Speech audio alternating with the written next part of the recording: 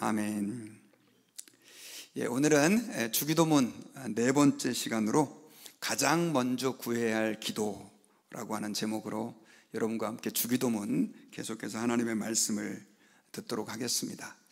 제가 주기도문 첫 번째 시간에는 주기도문이 얼마나 중요한가라고 하는 말씀을 드렸습니다. 주기도문은 기도의 표준이고요, 오늘날도 대부분의 교회가 예배 시간마다 주기도문을 고백하고 있을 만큼 주기도문은 기도로서 굉장히 중요한 기도입니다.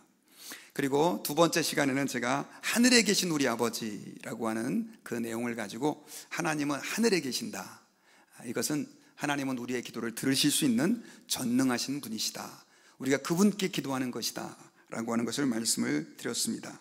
그리고 세 번째로는 우리가 하나님께 과연 기도할 자격이 있는가, 지난주에 우리는 하나님으로부터 자녀라 일컬음을 받을 수 있는 특권을 얻게 되었다.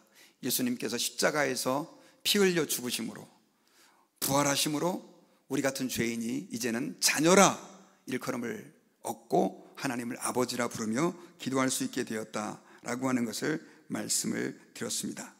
그래서 오늘은 이제 주기도문 네 번째 시간이죠. 네 번째 시간으로서 예수님께서 가르쳐 주신 본격적인 기도가 어떤 내용이었는지 우리가 말씀을 좀 살펴보려고 합니다. 특별히 여러분, 제가 주기도문의 구조를 말씀드렸는데, 주기도문은 짧은 기도이지만 거기에는 크게 6가지의 기도가 있습니다. 하나님을 위한 3가지의 기도, 그리고 사람을 위한 3가지의 기도, 전체 6가지가 있는데, 오늘 본문은 하나님을 위한 3가지의 기도 가운데 첫 번째 기도고요, 전체 6가지의 기도 가운데서 가장 먼저 주님께서 이렇게 기도하라라고 가르쳐 주신 기도입니다. 그 기도는 어떤 내용이냐면, 우리가 아까 같이 성경을 봉독했지만 우리 3절에 보면 너희는 기도할 때 이렇게 기도하라 라고 하면서 아버지여 이름이 거룩히 여김을 받으시오며 라고 하는 기도입니다. 자, 우리 한번 따라해 볼까요? 아버지여 이름이 거룩히 여김을 받으시오며. 아버지의 이름이 거룩히 여김을 받게 해달라고 예수님께서는 기도를 우리에게 가르쳐 주셨습니다. 자, 그렇다고 한다면 이 뜻이 무엇일까요? 여러분은 주기도문 하시면서 아버지의 이름이 거룩히 여김을 받으십시오, 받으시기를 원합니다 라고 기도할 때 혹시 이게 무슨 뜻인지 진지하게 고민해 보셨나요? 참 쉽게 이해하기가 어려운 것입니다. 왜냐하면 우리가 하나님 아버지 앞에 아버지의 이름이 거룩하게 여김을 받으십시오 라고 기도하지 않아도 하나님의 이름은 원래 거룩하시기 때문에 그렇습니다.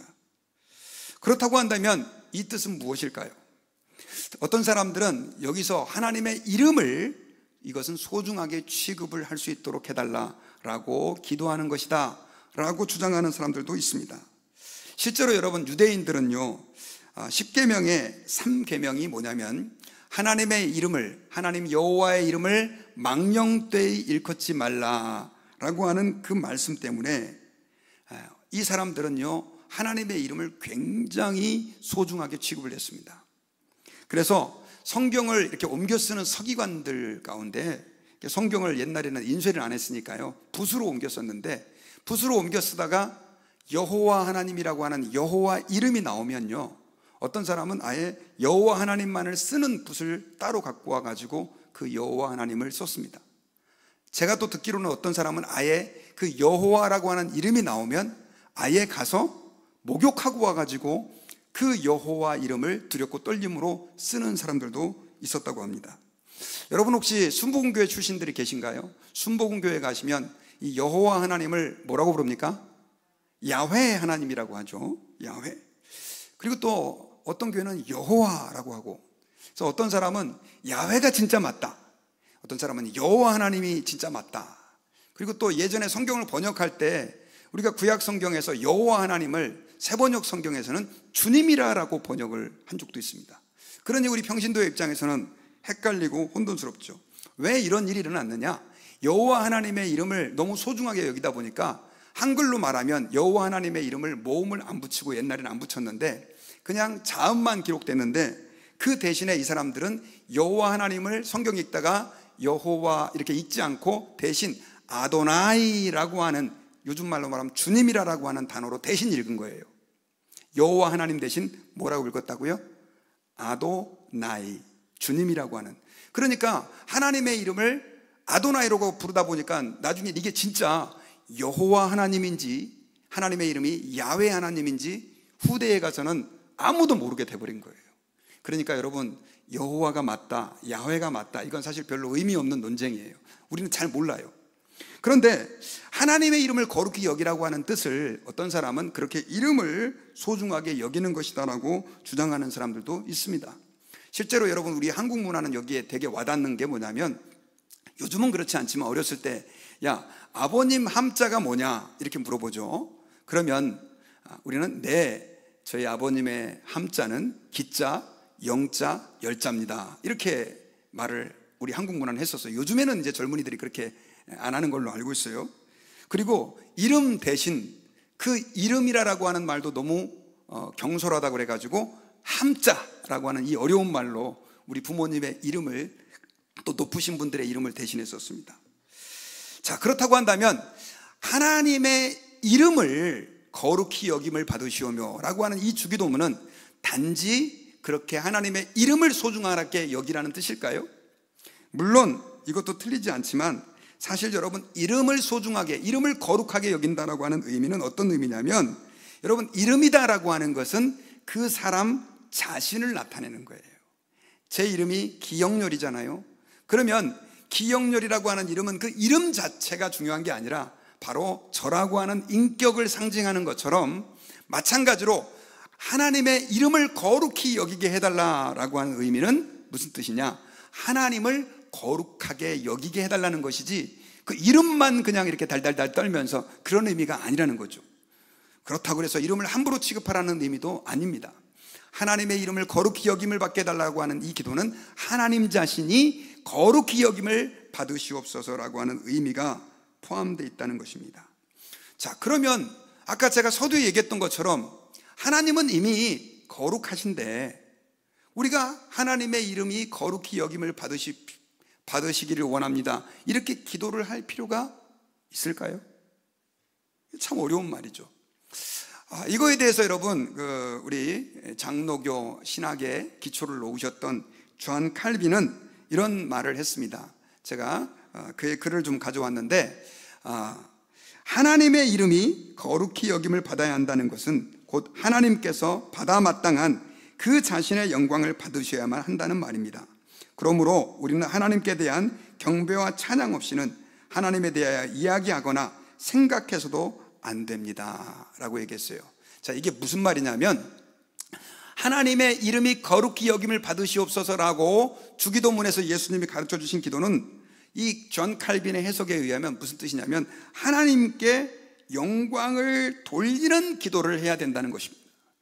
자, 우리가 기도할 때 제일 먼저 하나님의 영광을 올려드리는 기도를 해야 한다라고 하는 뜻인 것이죠. 여러분, 우리 대표기도 하시는 분들, 우리 참 교회 우리 성도님들, 우리 또 집사님들, 장로님들 대표기도 은혜롭게 잘 하시는데, 항상 우리가 기도할 때 시작하는 앞부분에서 우리 주님의 영광을 찬양합니다, 주님의 이름을 높여드립니다, 하나님은 천지만물의 창조주시요 우리를 사랑하시는 하나님이신 것을 감사합니다, 이렇게 하는 이유가 바로 우리의 기도는 제일 먼저 하나님의 영광을 높이는 기도해야 된다라고 하는 거예요. 왜 그러냐? 사실 여러분, 제가 여러 번 여러분들께 강조했지만, 우리 인간의 존재 목적, 사람이 살아가는 목적은 하나님의 영광을 위해서 우리 인간은 지음을 받았고, 사람은 하나님의 영광을 위해서 하나님을 기쁘시게 하고 즐겁게 하기 위해서 살아가는 존재라고 웨스트민스터 신앙고백서에서 말씀하고 있어요. 자꾸 웨스트민스터 신앙고백서 이야기하는 이유는, 웨스트민스터 신앙고백서는 우리 신앙의 표준을 다 집약해서 문답식으로 그렇게 만들어 놓은 신앙고백서예요. 거기에 첫 번째가 사람의 제일 되는 목적이 하나님을 영화롭게 하는 것이다, 하나님께 거룩함을 올려드리는 것이다 라고 얘기하고 있기 때문에 그렇습니다. 우리가 잘 알고 있는 이사야 43장 21절에서는요, 하나님이 우리 인간을 지은 목적을 이렇게 얘기했습니다. 이 백성은 내가 나를 위하여 지었나니 나의 찬송을 부르게 하려 함이라. 자, 이 백성, 우리 인간들은 하나님을 찬송하는 존재로, 하나님께 영광을 올려드리는 존재로 지으셨다라고 하는 것을 우리가 기억해야 합니다. 자, 그렇다고 한다면 조금 더 구체적으로요, 우리가 하나님께 영광 돌리는 게 이렇게 중요하다고 했는데, 하나님께 영광 돌린다라고 하는 것은 무슨 뜻일까요? 여러분, 교회 다니면 우리는 늘 하나님께 영광을 돌려야 합니다, 하나님께 영광 돌리는 것이 우리 삶의 목적입니다 라고 하는데, 구체적으로 하나님께 영광을 돌린다라고 하는 것은 무엇을 이야기할까요? 저는 하나님을 위해서 우리가 시간을 들이고 물질을 들여서 봉사하는 것도 하나님의 영광이라고 믿습니다. 하나님께 헌신하고 기도하고 또 하나님 말씀을 묵상하고 그 말씀대로 살려고 하는 우리의 모든 삶이 하나님께 영광이 되는 것이라고 믿습니다.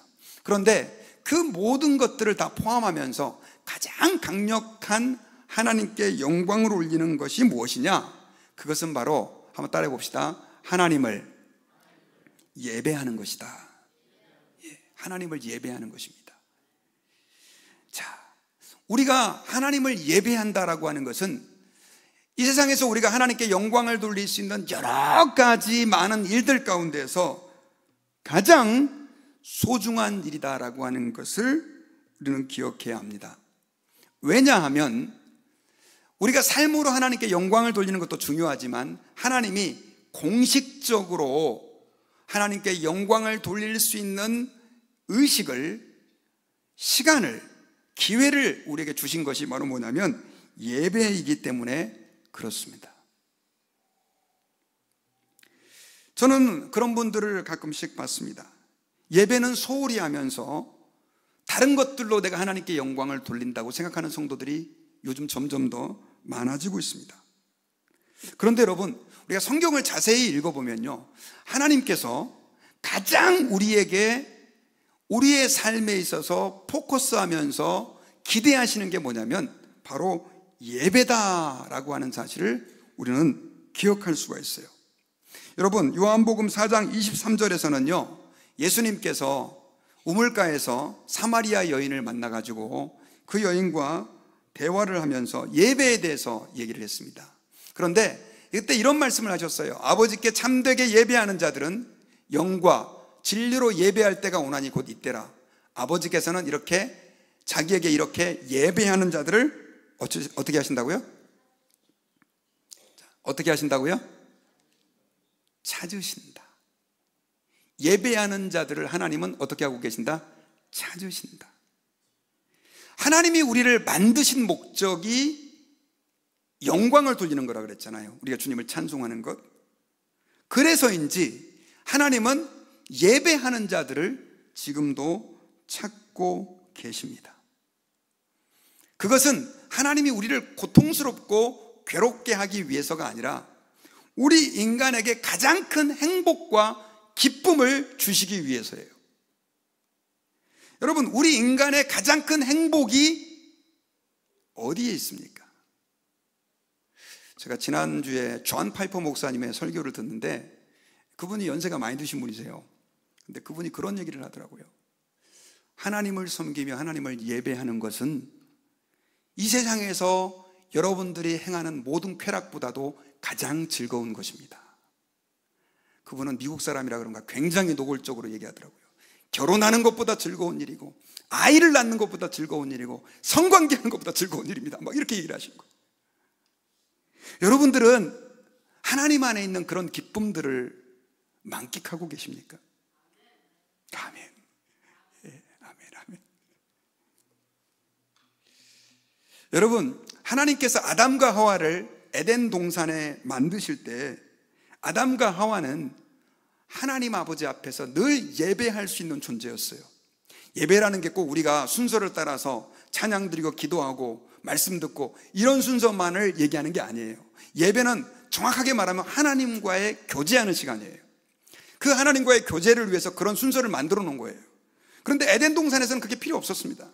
그래서 하나님은 늘 매일매일 에덴 동산에 함께 하셔서 아담과 하와와 대화도 하시고 또 그들과 함께 놀기도 하시고 아주 그들과 늘 함께하는 삶을 사셨는데, 이 하나님과 우리 인간의 즐거운 예배가 아담과 하와의 죄로 인해 가지고 선악과를 따먹는 사건으로 인해 가지고 파괴돼 버린 것입니다.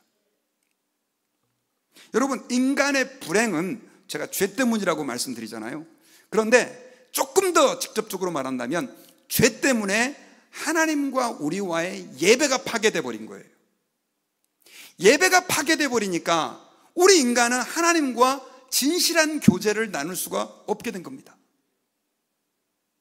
파스칼이라고 하는 신학자요 철학자가 이런 얘기를 했어요.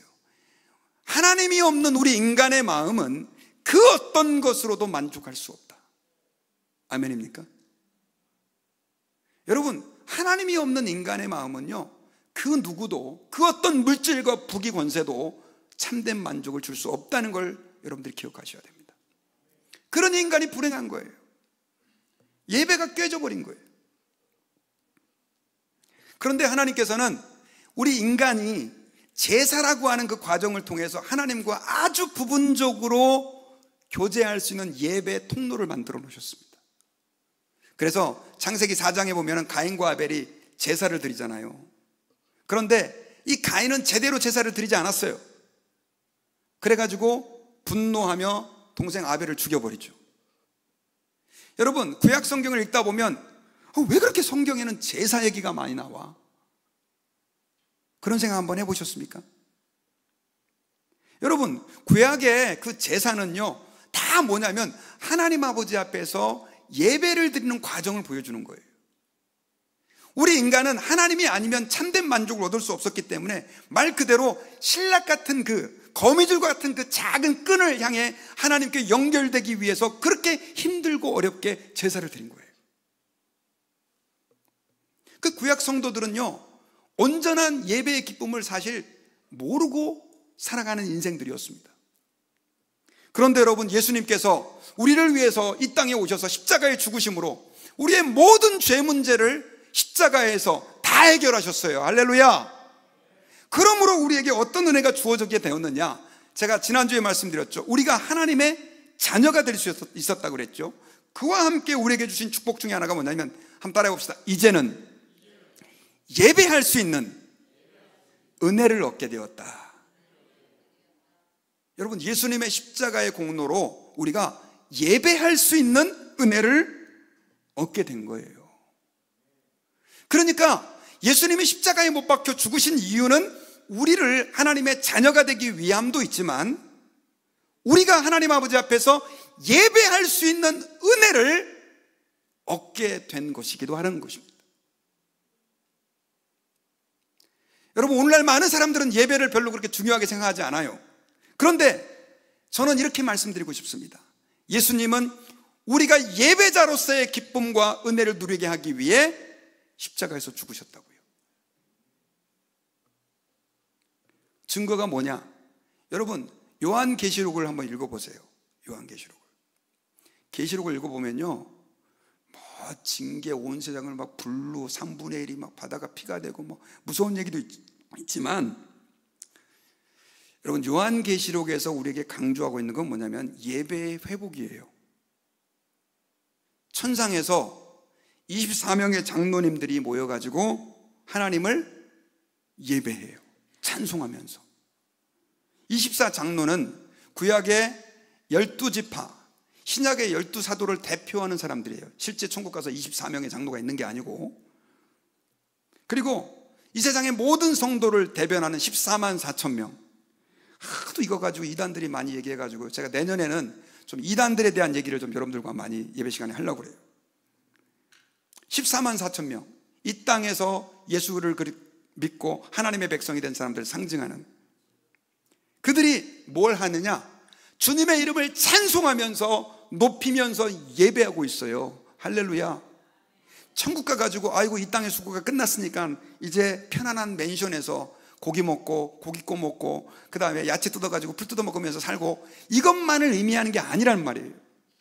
천국의 이 요한계시록을 자세히 읽어보면요, 예배의 회복이 기록되어 있는 것이죠. 여러분, 그러므로 우리가 인간다움을 회복한다라고 하는 것은 어떤 의미냐면 하나님 앞에서의 예배자로 회복되는 것을 의미합니다. 여전히 죄 가운데 빠져 있는 사람들은 절대로 하나님을 예배할 수가 없는 거예요. 하나님의 자녀라 할지라도 여러분 죄 짓고 교회 와보세요. 예배가 됩니까? 안 돼요. 그런데 우리가 죄인임에도 불구하고 예수님이 나의 모든 죄를 위하여 십자가에서 못 박혀 죽으시고 부활하신 그 공로를 의지해가지고 뻔뻔스럽지만 하나님 아버지 앞에 예수님의 보혈을 의지하면서 주님께 나아가 예배를 하는 거예요. 그래서 여러분, 예수님께서 우리에게 가르쳐준 기도 가운데 제일 먼저 너희는 이렇게 기도하라. 하늘에 계신 우리 아버지여, 이름이 거룩히 여김을 받으시오며 라고 하는 것은 너희 가운데 온전한 예배가 회복되기를 기도하라는 것입니다. 여러분, 사실 우리 교회는 열심히 전도를 해요. 근데 전도 왜 합니까? 여쭤봅시다. 헌금 들려가지고 그거 가지고 목사님 차례 많이 드리고, 헌금 들려가지고 교회 인테리어도 멋있게 하고, 헌금이 많아지면 그래도 좀 이렇게 자존심도 세워지고, 뭐 이런 것 때문입니까? 아니겠죠. 여러분, 기억하셔야 돼요. 우리가 전도를 해야 되는 이유는 그 영혼이 예수님을 믿지 않으면 지옥 가기 때문이에요. 그래서 그 영혼들이 예수 믿고 구원받고 죄사함 받고 천국 가게 하기 위해서예요. 그러나 그게 끝이 아니에요. 그들이 교회로 와가지고 주님을 예배하는 예배자가 될 때 예배하는 자를 찾으시는 하나님의 마음에, 그것이 하나님의 비전이요 뜻인 거예요. 그러니까 오늘 이 주기도문에서 예수님께서 가장 너희는 이렇게 기도하라, 얼마나 기도하라고 할 제목이 많겠어요. 제가 볼 때 수천 가지 될 건데 6가지로 딱 줄여가지고 그 가운데 제일 먼저 너희는 아버지의 이름을 거룩히 여김받을 수 있도록 기도해라. 예배자가 될 수 있도록, 예배의 기쁨을 누릴 수 있도록 기도해라 라고 얘기하고 있는 것입니다. 그러다 보니까 여러분, 구약 성경에서는요, 하나님이 되게 무서운 하나님으로 나와요. 저는 어렸을 때 잘 이해하지 못한 사건이 있었어요. 그게 바로 뭐냐면 제사장들을 하나님이 죽이신 사건이에요. 대표적으로 예를 들면 그 사무엘상 2장에 보면 홈니와 비느하스가 나와요. 이들은 하나님 아버지 앞에서, 사무엘상 2장 17절을 읽어보니까 이 소년들의 죄가 여호와 앞에서 심히 크면 그들이 여호와의 제사를 멸시했다. 하나님께 고기, 특별히 그 제물을 드릴 때는요, 그 제물을 태워 없애야 되는 게 있고, 제사장한테 돌려야 되는 게 있고, 제사를 드린 사람한테 돌려야 될 그 고기의 몫이 다 있었어요. 그런데 이 홈니와 비느하스는 지 멋대로 해요, 지 멋대로. 그리고 하나님은 이 고기를 삶은 다음에 그걸 그렇게 분배해야 된다고 하는데, 난 삶은 거 싫다. 한국도 바베큐가 유명한데 나 구워 먹는 거 좋다. 한국 생각해서가 아니라, 그래가지고 막 그 고기를 아예 처리도 안 한 거를, 제사 절차도 끝나지 않은 걸 갖다가 뺏어가지고 가져가고. 근데 이들의 죄는 제사를 멸시하는 죄인데, 여러분 요즘으로 말하면 뭔지 아십니까 여러분? 예배를 멸시한 죄를 범한 거예요. 이들이 그래가지고 한날에 가서 다 죽잖아요. 전쟁터에서 법궤 빼앗겨버리고. 또 여러분, 아론의 아들들이 4명인데 그 중에 2명이 졸지에 예배드리다 죽습니다. 나답과 아비후라고 하는 이 아론의 아들들이에요. 원래 이들이 하나님 아버지 앞에 제사를 드릴 때는 반드시 그 번제단에 그 불을 가지고 드렸어야 됐거든요. 향을 피울 때. 그런데 그게 귀찮으니까 어디서 라이터 가지고 다른 불을 해가지고 그냥 향을 피운 거예요. 절차를 안 지킨 거예요. 하나님이 그 성전 안에서 그들을 죽이셨어요. 제가 여러분들께 한번 여쭤볼게요. 나답과 아비후가 진짜 죽을 죄를 진 겁니까? 여러분들은 그런 하나님 이해가 가시나요?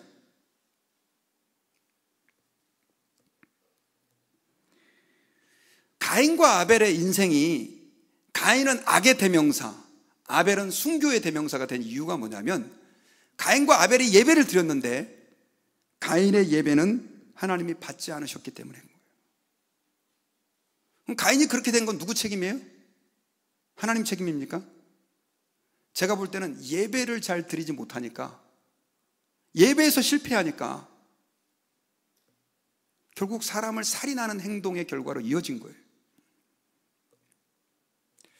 여러분, 예배를 잘 드린다라고 하는 부분은요, 내가 하나님께 예배를 잘 드려서 점수를 딴다는 의미가 아니에요. 우리 인간의 근본적인 목적이 뭐냐? 하나님을 예배하기 위해서예요. 여러분, 저는 계속해서 성경 공부 시간에 요즘에 구원에 대해서 얘기합니다.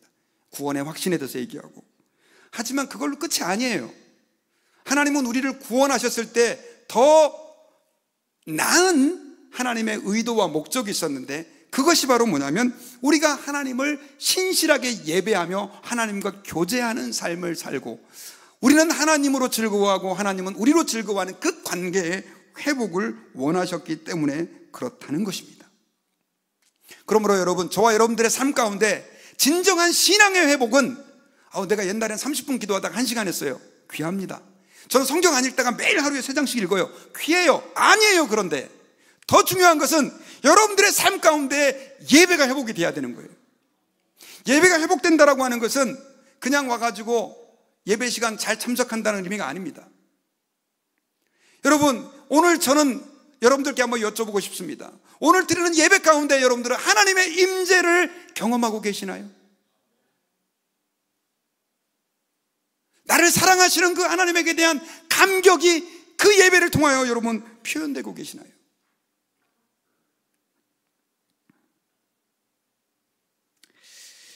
자, 그렇다고 한다면 여러분, 아까 예수님께서 이름이 거룩히 여김을 받으신다, 이 표현을 여겼는데, 이 거룩히 여김을 받는다는 표현이 켈빈은 영광을 돌리는 것이다 라고 얘기했다고 그랬지 않습니까?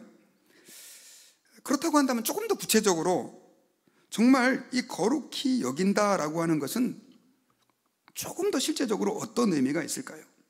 거룩히 여긴다라고 하는 표현은 그 헬라 원어로 하기오스라고 하는 단어가 쓰였습니다. 구별한다는 뜻이에요. 그리고 이 구별한다라고 하는 뜻은 우리가 하나님께 예배를 드릴 때 어떻게 예배할지에 대한 굉장히 중요한 단서를 얻을 수 있게 됩니다.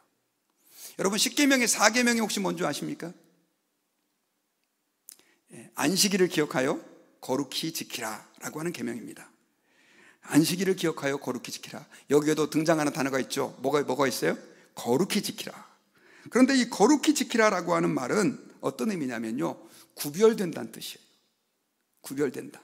그러니까 우리가 하나님 아버지 앞에서 안식일을 지킬 때 그 안식일 날 사람들은요, 평상시와 같이 시간을 사용하지 않아서 그 안식일을 구별하여 하나님께 예배를 드립니다.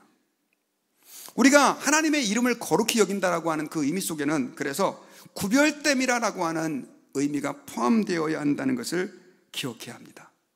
우리가 하나님께 예배를 드리잖아요. 이 예배 시간은요, 구별된 시간입니다. 구별된 시간. 저는 여러분들이 웬만하면 예배 시간 전후에는 핸드폰 좀 안 보셨으면 좋겠어요.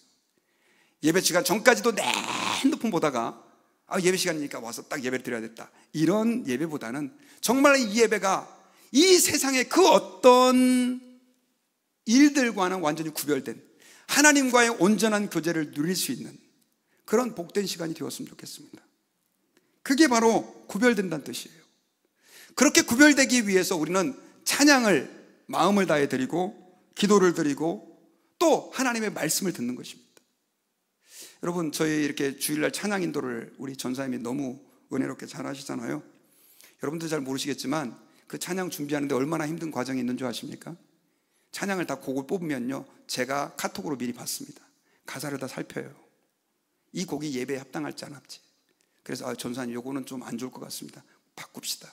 바꿔가지고 그 가사를 하나님께 온전히 예배 드릴 수 있도록 다 조정을 하고요, 찬양팀은 그거 가지고 개인적으로 반주자부터 시작해서 미리 연습하고 또 예배 시간 1시간 전에 여기 와서 준비를 합니다. 노래를 잘하기 위해서가 아니에요. 하나님 아버지 앞에서 그 찬양이 온전히 구별된 찬양으로 하나님께 드려지기 위해서입니다. 그냥 노래라고 한다면 그냥 부르면 되죠. 그게 아니기 때문에 그렇게 예배를 준비하는 거예요. 일주일 내내 저는 이 설교를 위해서 기도하고 있습니다. 제가 일주일에 설교를 평균 6번씩 합니다. 힘들어요. 그리고요, 이게 제가 지금 30년째 설교를 하고 있습니다. 그러니 저는 지금 매일 뭐하고 싸우고 있냐면 매너리즘과 싸우고 있어요.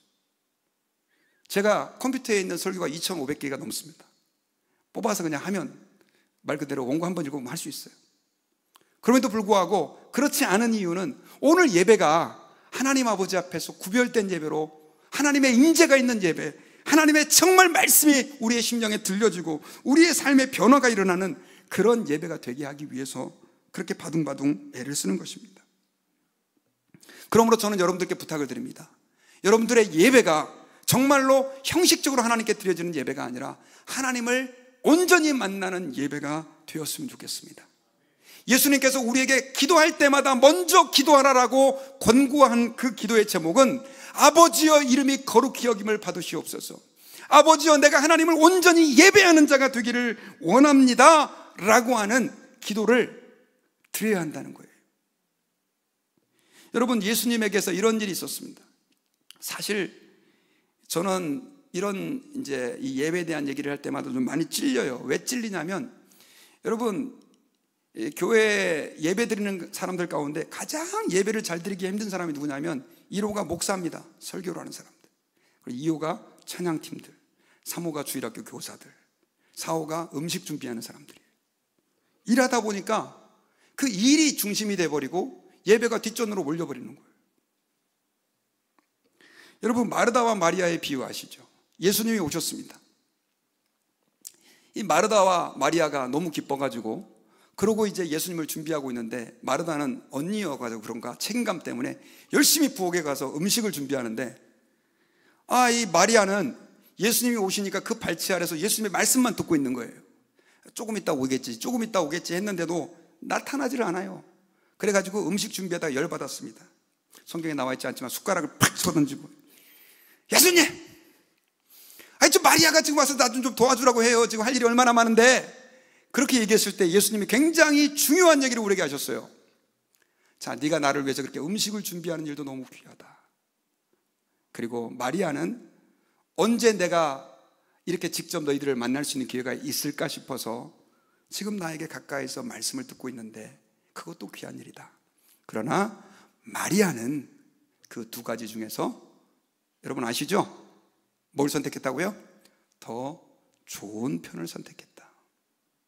이 말은 봉사하지 말라는 얘기가 아니에요. 봉사해야죠. 여러분, 교회 봉사 안 하면 오늘 예배 못 드립니다. 저도 저는 예배 잘 드리기 위해서 설교 안 합니다. 어떻게 하겠어요? 설교 준비해야죠. 근데 더 중요한 것은 제가 설교하는 일보다 먼저 내가 예배자가 되는 일이 더 중요하다는 거예요. 여러분들이 주일학교 아이들을 가르치고 찬양팀으로 봉사하고 또 음식을 정말 정성껏 준비해서 섬기는 그 일보다도 그것도 귀한 일인데, 하나님 앞에 내가 먼저 예배자가 되는 일이 중요하다는 거예요. 왜냐하면 주님이 그렇게 말씀드린 이유는 우리는 일하다가 예배를 잊어버릴 수 있는 존재이기 때문에 그렇습니다. 여러분, 하나님 아버지 앞에서 예배가 회복되어지는 은혜가 저와 여러분들에게 있기를 주님의 이름으로 축원합니다. 자, 그렇다고 한다면 예배에 있어서 제일 중요한 거, 그게 뭘까요? 저는 이 한 가지만 말씀드리고 말씀을 마치려고 합니다. 그것은 예배에 있어서 마치 콜, 핵이라고 할 수 있는 게 있는데, 그것은 바로 뭐냐면 감사입니다. 감사가 없잖아요. 그러면 그 예배는 하나님 앞에 제대로 드려질 수가 없어요. 존 메가더 목사님이 쓰신 예배라고 하는 책에서 이런 얘기를 하셨습니다. 그분은 현대 기독교는 하나님이 우리에게 무엇을 주셔야 한다는 사상에 빠져 있는 것 같다. 현대 기독교는 하나님이 뭘 줘야 된다고 하는 사상에 빠져 있는 것 같다. 너무나 많은 사람들이 하나님에게 예배의 자리로 와서 뭘 받으려고 하는 거예요. 여러분, 여기에 왜 오셨습니까? 기영열 목사 설교 잘하는 거 들어보고 은혜 받으려고 오셨습니까? 찬양팀의 찬양에 나도 열심히 은혜를 받아가지고 좀 뜨거운 마음을 회복시키셔서 그러고 싶어서 오셨습니까? 잘하셨습니다. 나쁘지 않아요. 하지만 여러분 기억하셔야 됩니다. 예배는 한번 따라해 봅시다. 받는 게 아니다. 드리는 거다. 달라요. 받으러 오는 사람들은 목사가 그 주에 설교 죽으면 예배 못 드립니다. 저도 사람인데 언제나 여러분 은혜로운 설교 할 수 있겠습니까? 아까 제가 한 예배 시간 30분 전에 갑자기 심장이 막 답답해 와가지고 이거 어떡하나? 막 그런 마음이 좀 들었어요. 저도 모르게 스트레스가 있나 봐요. 만약에 여러분 제가 몸이 좀 안 좋아가지고 설교를 죽으면 어떻게 하실 겁니까? 그날 예배는 목사 한 사람 때문에 망치는 겁니까? 찬양팀에 문제가 있어가지고 찬양이 제대로 안 드려지면 우리는 예배 못 드리는 겁니까? 여러분, 받으면 감사하죠. 말씀의 은혜 받고 찬양의 은혜 받고. 하지만 그거는 예배의 목적이 아닙니다. 예배의 가장 중요한 목적은 내가 하나님께 올려드리는 것입니다. 헌금을 올려드리고 찬양을 올려드리고 그 모든 것에 감사를 담아 주님께 표현하는 것이 예배예요. 그러니까 예배는 내가 받는 건 둘째 문제고 먼저 하나님께 드리는 거예요. 구약 백성들이 여러분 예배 드릴 때 뭐 받으러 갔습니까? 제사 드릴 때 내가 열심히 이 소 잡아가지고 오늘 제사장 얼굴 보고 좀 은혜를 받아야 되겠다 그러고 갔습니까? 아니에요. 그들은 철저하게 드리러 갔던 거예요. 오늘날 현대 교회가 왜 그렇게 이상해져 버렸느냐? 죄송합니다. 예배를 받으러 와서 그래요. 받으러 와서 그래요. 저는 하나님이 주시는 분이라고 믿습니다. 주셔요. 근데 온전히 드리는 자에게 주세요. 감사를 드리고 하나님께 사랑을 드리고 경배를 드리고 찬양을 드리는 자. 그래서 시편 50편 23절에서요 시편 기자는 이렇게 얘기를 했습니다. 우리 같이 한번 읽어봅시다. 시작. 감사로 제사를 드리는 자가 나를 영화롭게 하나니 그의 행위를 옳게 하는 자에게 내가 하나님의 구원을 보이리라. 자, 여기 보니까 감사로 제사를 드리는 자, 감사로 예배를 드리는 자가 어떻게 한다고요? 나를 영화롭게 하나니. 감사의 제사. 사실 그래서 우리가 매주마다 드리는 예배는요 감사를 빼면 예배가 아닌 거예요. 여러분 주일날 헌금 드리시잖아요. 그 헌금에 감사가 안 들어가면 안 돼요. 감사가 들어가야 돼요. 뭐 이건 감사헌금이라고 하는 명목을 가지고 하라는 게 아니라 11조를 드려도 주일헌금을 드려도 감사헌금을 드려도 그 안에 감사가 표현되어야 된다는 거죠. 제가 다음 주 추수감사주일이라고 그랬지 않습니까? 여러분 그 한 해 동안 추수감사는 이 추수를 감사하면서 드리는 거잖아요. 근데 올해는 우리는 이제 농사 짓는 분들이 여기 아무도 안 계세요. 그래서 이 추수감사 예배는 우리가 한 해 동안 하나님께서 우리에게 공급해 주신 거, 부어주신 은혜, 이걸 생각하면서 여러분들이 감사하는 절기예요. 여러분 매주 드리는 예배가 다 감사로 가득해야 되지만 1년에 한 번 우리가 드리는 이 추수감사 예배, 주님 아버지 앞에서 이번 추수감사 예배는 그냥 형식적으로 하지 마시고 여러분들의 감사를 진정으로 한번 담아서 한번 드려봤으면 좋겠습니다. 그래서 주님은 다 아시겠지만 여러분들이 우리 이제 헌금 봉투라든가 혹은 카드로 좀 작성해가지고 감사의 제목, 올해 제일 감사한 거 있잖아요. 그거 좀 적어가지고 여러분들이 다음 주에는 헌금하실 때 한번 그렇게 한번 헌금을 했으면 좋겠습니다. 우리의 감사의 마음을 담아서. 여러분, 근데 이렇게 이제 우리가 하나님께 감사하는 마음으로 예배하잖아요. 그러면 주님은 우리를 축복해 주세요. 받으려고 안 했는데 주님은 예배하는 자들을 기뻐하시고 그 예배하는 자에게 은혜와 축복을 쏟아부어 주세요. 여러분, 이 청교도들이 추수감사절은 신앙의 자유, 유럽에서 밖에 받다가 신앙의 자유를 찾아가지고 이 사람들이 미국에 건너왔지 않습니까? 그런데 미국에 와서 제일 먼저 한 일이 뭔지 아세요? 집도 짓기 전에, 학교도 짓기 전에 그들이 예배당을 먼저 지었습니다. 하나님 아버지 앞에서 예배하기 위해서. 그들은 그 어려운 가운데도 감사의 마음을 담아서 하나님을 예배했어요. 그때 그 가난하던 청교도의 나라가 지금은 이렇게 부강한 나라가 됐습니다. 저는 하나님이 축복해 주셨기 때문이라고 믿습니다. 여러분 시편 91편 14에서 15절에 보니까 하나님이 이르시되 그가 나를 사랑한즉 내가 그를 건지리라. 그가 내 이름을 안즉 내가 그를 높이리라. 그가 내게 간구하리니 내가 그에게 응답하리라 라고 말씀하셨습니다. 우리가 하나님을 예배하고 그분을 사랑하고 그분의 이름을 높일 때 주님이 우리에게 은혜로 되갚아 주시는 그 하나님이신 것을 믿으시고 하나님 앞에 신실한 예배자로 서시기를 주님의 이름으로 축복합니다. 결론입니다. 오늘 예수님께서 너희는 이렇게 기도하라. 하늘에 계신 우리 아버지여 이름이 거룩히 여김을 받으시오며, 이것은 우리가 하나님께 영광 돌리는 삶을 살라 라고 하는 것입니다. 하나님 앞에 예배하는 자가 되도록 기도하라는 것입니다. 우리는 예배하기는 너무나 세속적이고 육적인 마음들을 가지고 있습니다. 그래서 우리는 매일매일 눈을 뜨자마자 하나님, 제가 하나님이 기뻐하시는 예배자가 되기를 원합니다 라고 고백하고 기도하고, 그렇게 예배자로서의 삶을 살아갈 때 주님은 저와 여러분들의 가정을 회복시켜 주시고, 여러분들의 직장 가운데서 여러분들을 탁월하게 하실 것이고, 우리 교회가 하나님이 기뻐하시는 교회로 주의 영광이 머무르는 교회가 될 것으로 저는 확실합니다. 이 은혜가 여러분들 모두에게 있기를 주의 이름으로 축원합니다. 아멘.